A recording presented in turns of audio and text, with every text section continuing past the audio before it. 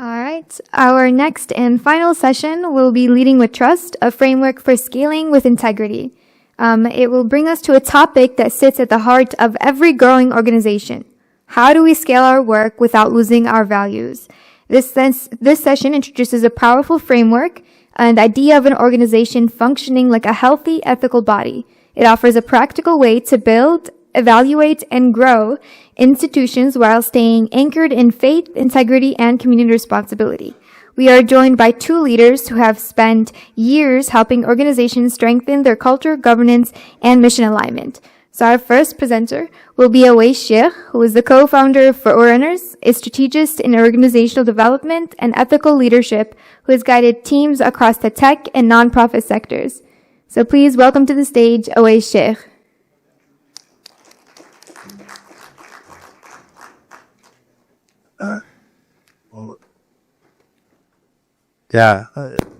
We'll start with Omar, inshallah. Bismillah ar-Rahman ar-Rahim. Alhamdulillah, wa salatu wa salamu ala Rasulillah. Shadu an la ilaha illallah.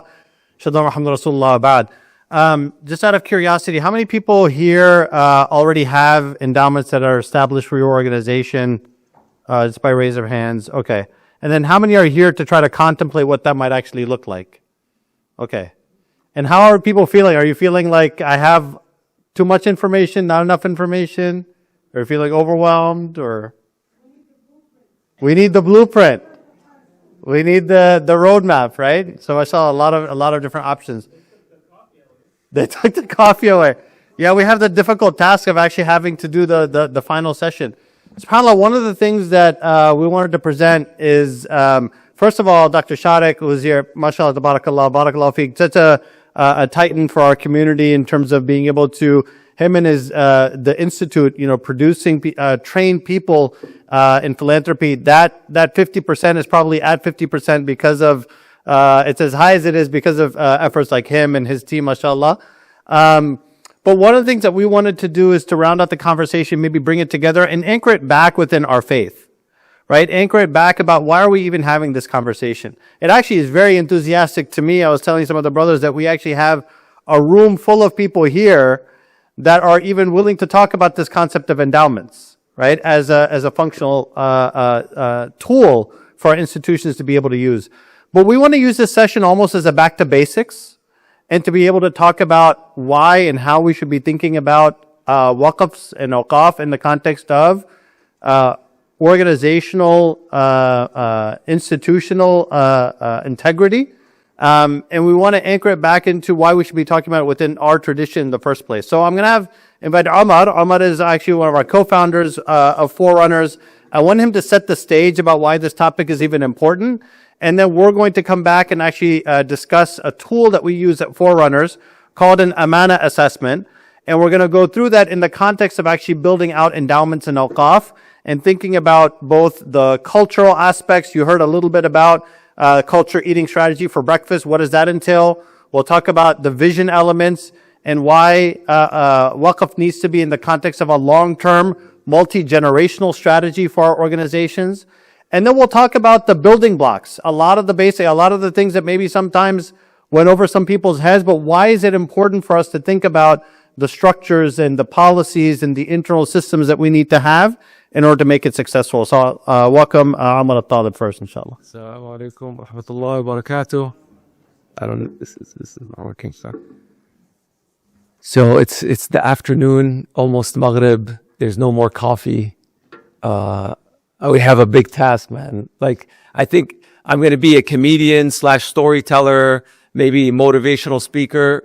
No, it's not going to fly. Okay. All right. So first of all, I wanted to say how honored I am to actually, and for, on behalf of Awais as well, how honored we are to be here, because many of you have been part of and have built, institutions that we've all benefited from. Our families and ourselves and our friends. And so jazakumullah khair for everything that you've done over the last few decades to build the institutions that we all need. Inshallah will thrive, for generations to come. So jazakumullah khair for that. I will tell you, so I spent about 25 years in corporate America. And I remember most recently, this was a few years ago when I was at Amazon. we were hiring hundreds of people for our team. And alhamdulillah, Allah put us in a situation where we were leaders and executives, and we were growing this organization. And I remember there was one, hiring loop. We call it an interview loop. When you're hiring somebody, you go through this process. And you usually have about 5 different interviewers for a certain person that you're interviewing. And this is after they've gone through so many different, steps to get there. And subhanAllah, we were sitting in this room and we were debating whether we should hire this person or not. And everything looked great. Everybody was like, this person is great at this, and they have this experience, and they have this background. And then finally I had to ask the question, because as bar raisers, you try to raise the bar. And so I had to ask the question and say, if there was anything that wasn't comfortable for us, if there was any reason we wouldn't hire this person, what would that reason be? And this one lady who was part of the interview loop, she said, well, I have a concern around earned trust. I say, oh, once somebody says earned trust, like that's a big deal. So it's like, what? Tell me more. So she said, well, he gave this story to this one interviewer, and then he gave a similar story to her. And she said the facts were a little different. So it made it seem like they were 2 different stories, but I'm just curious. Maybe it was the same story and he changed the facts.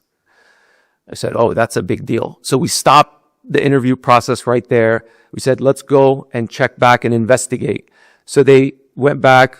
We brought the person back. We talked to them. We investigated. Her concerns were valid, and we ended up not hiring this person. Now, keep in mind, what we lost in terms of time and money was significant, because this person would have been put on a business that would have started to generate a lot of revenue. And because we lost time and orientation time and all of this to get him ready, we lost a lot of money in that process. But it was always more important to hire someone that was trustworthy than someone that was just the right person for the job. Because the first principle, and this is what we realized, Awais and I worked at Amazon together, what we realized was Amazon has its own deen. They have a religion. They have principles. They have values. They have mechanisms, rituals. And the first statement in that deen and the first principle is earns trust. So the whole idea is that we are a company and we are an organization that earns the trust of our customers. Because if we can't earn the trust of the customer, then we have no business existing. They extended that to earning trust with employees and between each other. And then it extended to our partners and extended to other stakeholders. And so every time we hire someone, we calibrate them against earn trust. And then the other 15 principles. Every time we develop someone, we used to sit in these rooms talking about every single person in the organization and what we need to do with them. And we would talk about, are they trustworthy? Are they earning the trust of their customers? Are they earning the trust of fellow employees? And so that got me thinking over time about the importance of trust, but in our deen, right? Allah subhanahu wa ta'ala tells us in the Quran that He had offered the amana to the mountains, right? And then the human being took the trust. And so He made us the representatives for Him on earth. And that's the job. And when I left Amazon, after 25 years, of working for, corporations, and I didn't have a salary, and I didn't have a title, and I didn't have a big company behind me. And I, start wondering, like, okay, then who am I? Right? After 25 years, this was my identity. People would ask you, what do you do? And you say, I work for so-and-so. I'm a business guy. I'm a finance guy. I'm whatever. And that all went away. And it was actually in Hajj. It was in Hajj, alhamdulillah, 2 years ago. And everybody's just walking in just these 2 sheets.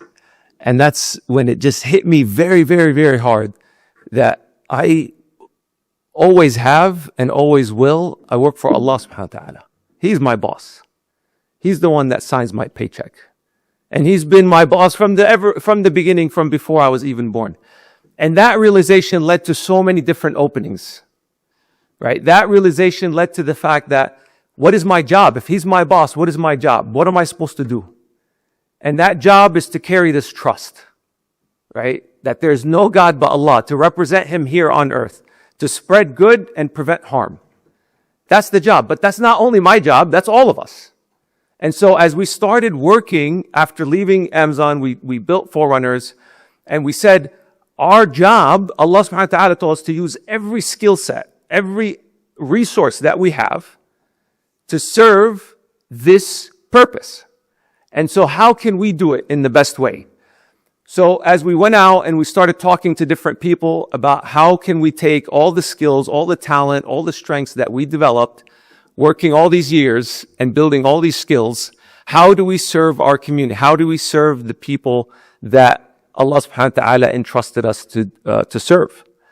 And as we started working with Muslim institutions, we started to realize, like all of you here, we have so many sincere people working in our organizations.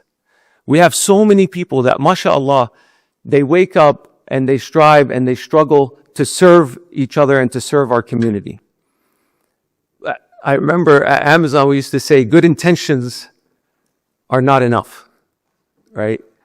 And what we started to realize is that we have a lot of challenges within our institutions that actually stop us or block us from carrying the trust in the proper way and delivering on it. We have a lot of internal strife that occurs. We have some, lack of clarity about our vision and the mission and what we're trying to do. We have infighting between our organizations, whether it's on the board, leadership teams, or even within, just the community. And those end up causing so many issues and problems that actually end up taking us away from all this good intention we're trying to do, and we're turning around and actually making more harm than creating good. And that's when we said, Ya Allah, we have to do something about this. And we started going deeper, and alhamdulillah, we decided to develop some assessment, some way to help us, like our organization, ourselves. Are we carrying the trust? Are we fulfilling what we need to be doing? Are we stewarding the resources that Allah has given us, the gifts, the strengths that Allah has given us in the proper way to achieve the objective that we've committed to? Even if it's just committing it to each other and saying this is what we're going to do, and committing it to the people that rely on us, to our employees, to our stakeholders. And so, inshallah, what Awais is going to go through is this amana assessment. We called it amana, because all of us, it's not just about the financial resources. And Allah subhanahu wa ta'ala guided, Muslims to this mechanism of the waqf, which is what this whole conference is about. And this idea of putting assets and resources towards something that will cause benefit to society for generations and be protected.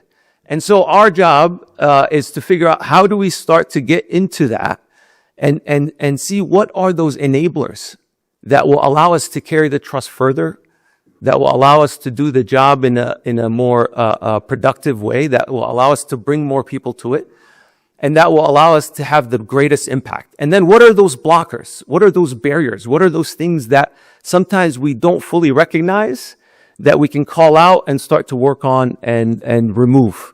So invite Awais back up, and inshallah we'll go through this framework.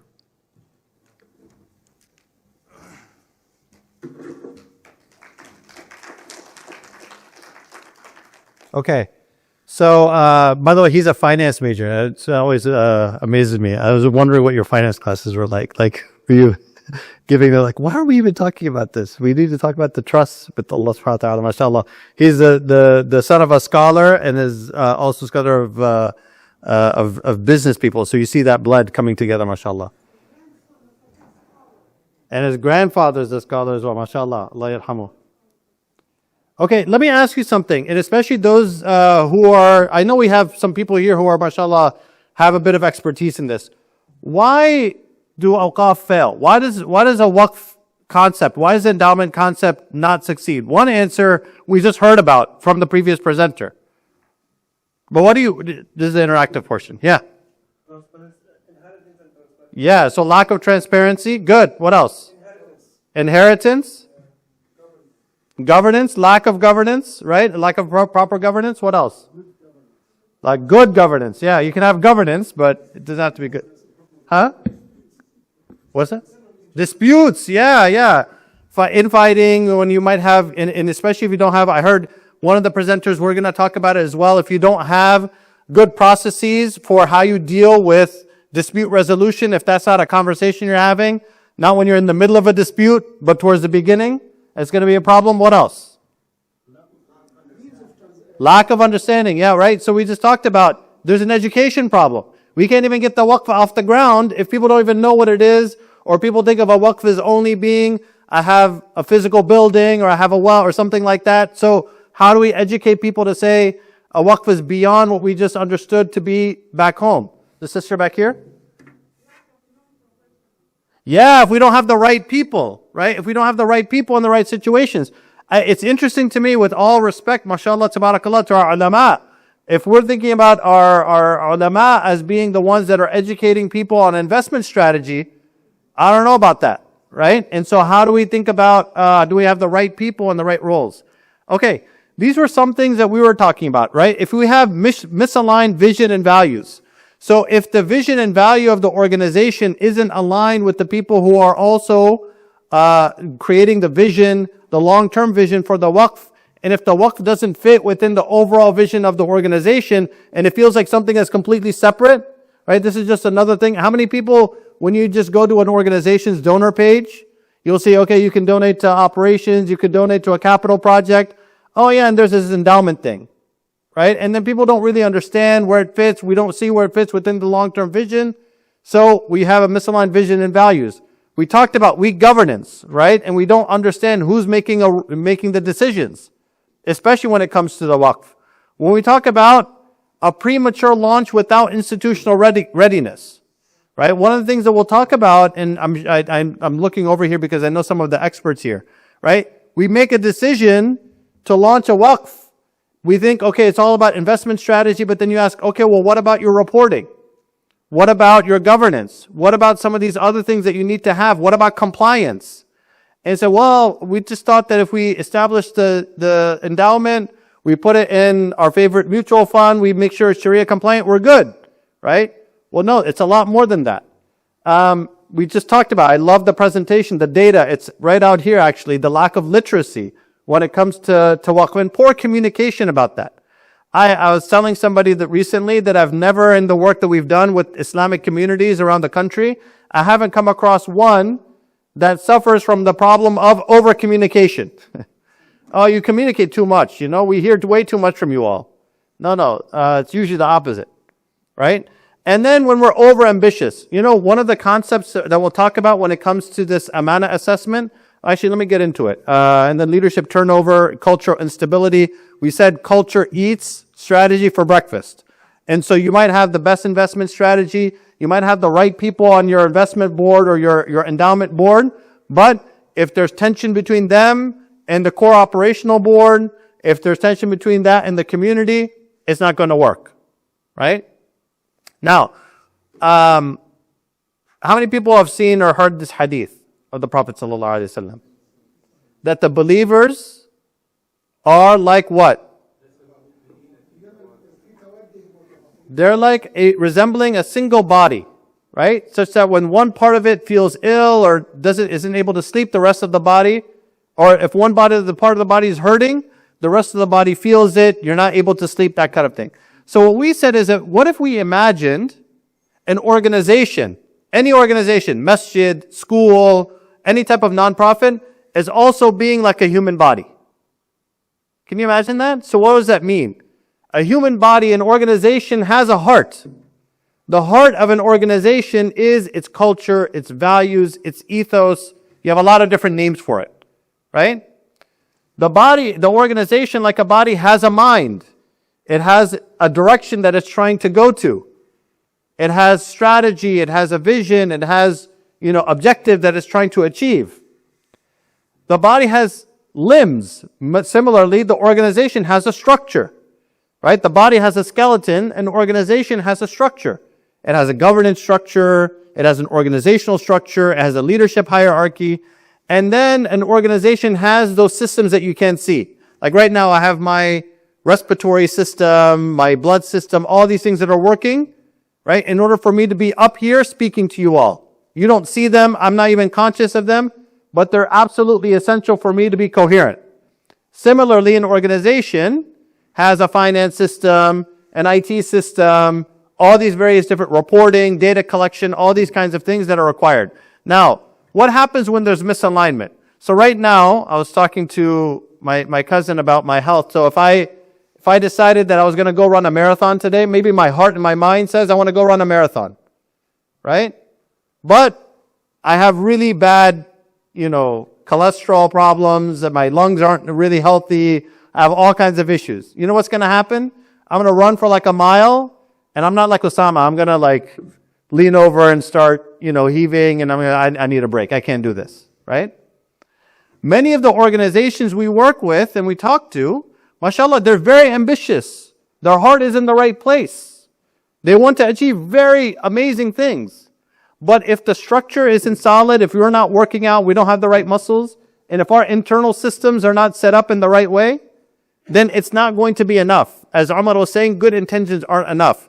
So we need a way of being able to assess ourselves, even in the context of endowments, to understand what does it mean for us to be successful. So what does this have to do with even establishing an endowment or a waqf, right? A waqf is created as a manifestation of an organization's values. A waqf it's just an instrument that exists to ensure the sustainability. So we have to make sure that our process for building and managing that instrument falls in line with the actual values of the organization that we're a part of. And I would argue that Sharia compliancy is like table stakes. That's like the basics. But what does ihsan look like in terms of manifesting our values, even in how we are establishing this instrument? By very definition of a waqf, it requires, and I'm going to keep using this word, a multi-generational vision for what we're trying to achieve. How many people have heard or experienced, we're having fundraising issues, whether for your operational budget or for waqf? I know everybody's raising their hands because everyone, right? We've heard that before. And what we often say is that if you're not presenting a compelling vision for why people should be giving, then it's never going to happen. Now, when it comes to giving for a waqf, you have to present not a vision that is, we're going to build that basketball court, or we're going to, hire this many teachers, or that kind of thing. You have to be able to show a multi-generational vision for your organization so that they feel that my contribution to waqf is going to have a generational impact. Right? Our waqf strategy has to be in context of a multi-generational strategy for our organization. And then this is the blocking and tackling. We have to get the basics right. We have to make sure that we have clear governance and clear roles, that our structure is right. And we have to have transparent, auditable systems. And the other speakers that you heard from today and the ones you'll hear from tomorrow are going to be able to go into much more depth behind this, but we'll give maybe just a little bit of a taste. So this is the tool that we have. We actually go into organizations, not just in context of endowment, but actually more from an operational standpoint. And we have a rubric that says, okay, the heart set of an organization, the vision or the strategy, the structure, the processes. There's a rubric that we say, okay, what does good look like? What does okay look like? What does not so good look like? We do like a 6-week assessment. It's almost like a diagnostic, like a physical for the organization. And we'll come back and say, this is where you're doing good. This is where you're not doing good. These are some basic things that you can do. And here's some areas where you need to see a specialist. Like you need to go see a cardiologist. You need to go see someone to really improve your IT systems. You need to go have somebody to really look at your long-term strategy, that kind of thing. Okay. So let's go through each of these in detail just to show why they're important. So the heart set determines the number one thing that a donor is thinking about when they're thinking about donating to that organization, and especially when it comes to a long-term commitment, like donating to a waqf, is that, do my values align with this organization? Do I feel like this organization is a representation of the value system that I have? Whether that's education, whether that's building community. How many people, for myself, I didn't even think about volunteering or supporting my own masjid until I had my own children. Because once I had my own children, I realized that, you know what, I want there to be an institution that's representing the value system that they need to have, and their children need to have, and the generations in front of them need to have. So donors are not funding organizations. They're not funding, there's another Peter Drucker saying, people are not interested in buying a drill, they're interested in a 1/4-inch hole. And they're not even interested in the 1/4-inch hole, they're interested in hanging their picture up. Right? They're not donating to your organization. They're donating to the mission that your organization represents. They're donating to the objectives that you're trying to do. So if we're not anchored within that, then forget about there's also an entire spiritual dimension to this. But even aside from that spiritual dimension, is one where especially this next generation, as Dr. Shadak was talking about, the largest transfer of wealth, right? Those people are seeing through this idea that, oh yeah, you might be an institution or organization, but if you're not reflecting the values and how you're operating that organization, I'm out. Because I can find alternative ways of being able to support what I'm trying to do. So these are some of the questions we want you to ask yourselves as an organization. That is the waqf, the organization itself, grounded in a strong sense of purpose? And then are we aligned in how we are actually implementing even this waqf as a structure? And again, it goes beyond just Sharia compliancy of the investment strategy. It goes to how do we handle disputes? How are decisions being made? Is there transparency in the reporting? If the how we do it doesn't match the objectives we're trying to do, people will see through that. And then are we committed to pursuing our purpose and adhering to our values, especially when things get tough, right? It's easy to talk about, Sharia compliant investments when an Amana mutual fund has that nice trajectory that's going up. But what happens when it's stagnant or even declining, but you see some of these other ones that may be on some lists that are doing much better? That's where it's a real test and commitment of our resolve from an investment strategy point of view. Okay, our mindset. The waqf has to represent a long-term strategy in and of itself. You can't just go from zero to building a waqf overnight. It has to be something that's inherent that you have to build capacity and capability for within your organization, right? So it forces the leadership of an organization to think about 10, 30, 100-year increments. If you have not in your boardroom of your organization thought about, is my organization going to be relevant in 10, 30, or 100 years? And how is it going to maintain relevancy? That's the first step, I would argue, towards your strategy for how you're going to communicate about why people should be donating to your waqf. Because people need to be able to see why that long-term strategy exists. So again, and now mashallah, we're starting to see some of our organizations have strategic plans, but there's like 1 year, 3 year, 5 year strategic plans, which is okay. But our vision should be multi-generational. We should be thinking about in a post-October 7th landscape, in a post-COVID landscape, and all of these trends that we're seeing, these mega trends. SubhanAllah, the number one trend amongst people who are 35 and under is their fundamental distrust of institutions. Do you get the irony of that? Because many of our institutions, we're trying to build community for those same people. Every masjid I go to, what's your number one priority? Youth. Well, that's a very interesting conundrum. Because how are you going to engage the youth through an institution when youth are increasingly distrustful of institutions? Right? It's like a catch-22. So how are we dealing with that? What's our story around that? How are you going to, sell that, for lack of a better term, to the parents of the next generation and the next generation themselves as they come across that money? And then have we identified the capabilities and resources that we're going to need?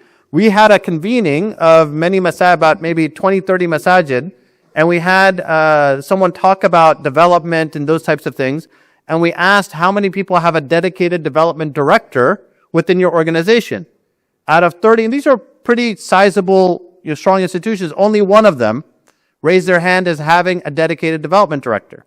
That's got to be something that has to evolve. We have to be thinking about that if we're thinking about building the capabilities that are going to be needed to sustain this. The waqf is just the instrument. How are you going to actually have the caretakers around it? And then, are we thinking about what are some of our key performance indicators, even when it comes to how we build and sustain our awqaf, right? What are some of the, and it can't just be the financial performance. The financial performance is one thing, but what are some of the other key performance indicators we need to be thinking about? Okay, a waqf requires clarity around all, and you've heard this all day, so I'm not going to go into a lot of depth, and you'll hear about it more. It requires clarity around decisions, who's making the decisions, investment policies, risk thresholds, compliance mechanisms. These are all conversation points that you need to have, and you need to get right in order to make sure that the waqf is actually serving its intended purpose. So if you're not having that conversation of, okay, and these are all aligned. So if you're building your waqf for a building project that's 10 years out, that's going to have a different risk profile than if you're trying to build a waqf for a multi-generational sustainability of the organization. That's a different risk profile that you might be looking for. Probably different asset class that you're looking for. All of those things have to line up. And so you can bring on experts in investment strategy. They're going to ask you, what are you using this for? What's your time horizon? How does this fit in your long-term vision? And if they can't answer those questions for you, you have to be able to answer those. So, are we structured the right way when it comes to building a waqf? Is there an independent board? Is there structured alignments between that board and the core board, right? And there are different ways, I'm sure the experts will tell you, what's the right representation of the core board of the organization on the endowment board and vice versa. And then do we have the right staff on, not staff, but the right people on each of those boards? And then do we have clarity on how decisions are made? Is it clear? You know, these things are usually in risk talk. They're not issues until they are. When it comes to dispute resolution, they're not an issue until it is. So it's better to actually plan for that up ahead of time and make sure that you have the right structures in place, right? How many, this is one thing that we've been talking about from a Forerunner standpoint. How do we have a national level arbitration entity for our organizations that you can just put into your bylaw of your organization? This is what you need to go back to for dispute resolution. That's a trusted body, so that we don't have to worry about this anymore. We don't have to think about, how many horror stories have we heard of, community members taking a community to court and that kind of thing. Okay, and then we need, the waqf only survives if we have the right internal systems. So we have to have transparency, compliance, and continuity, regardless of who's in charge. So if the waqf is an instrument that's multi-generational, we have to be thinking about succession planning, not just when it comes to our leadership at the executive director level, our board level, but also at the endowment board level, right? And then we need to think about auditability, clear reporting, financial systems. By the way, I'm not a waqf expert by any means, but when I talk to those that are, they tell me that one of the things that goes severely underappreciated is the reporting requirements that we need to have when it comes to building out awqaf. So how do we make sure that we're actually understanding what those are? So some of the things to think about there, do we have the right financial controls documented? Do we have the right policies and procedures? Do we have regular monitoring and reporting performance on a quarterly, annual basis? Are those transparently made available to people who are our donors, but really generally speaking? Okay, so just to put it all together and to leave time for questions, we had a case study. We're not going to go through the case study. Sorry. But it was very interesting. You would have enjoyed it. Okay. As Omar said, this is, subhanAllah, I think about this one verse in Surah Al-Hujurat just stops me in my tracks when it comes to community work. Towards the end of Surah Al-Hujurat, Allah subhanahu wa ta'ala says, بَعْدَ أَعُوذُ بِاللَّهِ مِنَ الشَّيْطَانِ الرَّجِيمِ يَمُنُّونَ عَلَيْكَ أَنْ أَسْلَمُوا قُلْ لَا تَمُنُّوا عَلَيَّ إِسْلَامَكُمْ بَلِ اللَّهُ يَمُنُّ عَلَيْكُمْ أَنْ هَدَاكُمْ لِلْإِيمَانِ إِن كُنتُمْ صَادِقِينَ. That they considered a favor upon you that you accepted Islam. And tell them, don't consider it a favor, but rather it's Allah who favored you by bringing you this blessing, right? I think about those of us who have the privilege of serving this community. And how many of us take that attitude? Now, of course, the reason for revelation for this was for those people who are recently entering Islam. But the mindset is one of entitlement. How many of us feel that or allow that to even subtly seep in? That because I've been in charge of this organization, because I've devoted so much time, energy, effort, because I have this expert, you should listen to me. But in fact, it's Allah subhanahu wa ta'ala puts you in this position, and it's a blessing that you've been put in this position, and it's something that He's going to ask you about. What did you do, not about just the organization, but the mission that you're in here to do? So this conversation about awqaf as being a way of institutionalizing the long-term financial sustainability, make no bones, this is ibadah that we're engaged in. And it's a blessing that Allah even put us in the room to be able to talk about this. And so we need to think of ourselves, our families, our institutions as a trust, as an amana from Allah subhanahu wa ta'ala. And so if we think of it as a trust, right, just like the body, if it says, there's a hadith that our body has a right over us, okay, well then I need to be mindful of how I'm eating. I need to be mindful of going to the doctor on time and in the right way. I need to be mindful of exercising, right? We need to be able to do the same thing for our organizations. And we need to have tools. That's why we felt our humble contribution was there needs to be tools to actually diagnose our organizations and understand where we're falling short. And I would extend that also to having instruments for our awqaf to make sure that we're considering it from a fully holistic perspective, not just from a financial and returns perspective, but also from an overall perspective of governance and transparency in long-term multi-generational vision. And so if you're interested in learning more about that for your own organizations, you can send us an email. Jazakumullahu khairan. I think we have a few minutes maybe for a couple of questions. I know it's been a late day. We have Salat al-Maghrib as well to get to, inshallah. Jazakumullahu khairan. I think you just come up for the questions, bro. Omar, I think you just come up for the questions because I'll probably let you answer them. If we have any. If not, then no problem, inshallah. I know it's salah time. Yeah. Also, organization had the development. Is it Adams? Which one had the development? Yeah, that person, the staff. Yeah, it was in Ohio. I don't remember the exact. It was in Ohio, actually. No, even Adams. Adams doesn't have a dedicated development director. So, Good to know. Plus one for Ohio. but plus one for Ohio, mashallah, tabarakallah.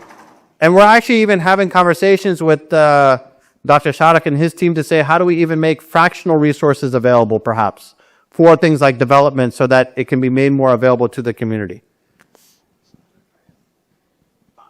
Okay. I think this is more important than this. So, hayya as-salah, inshallah. And jazakumullahu khairan. Assalamu alaikum.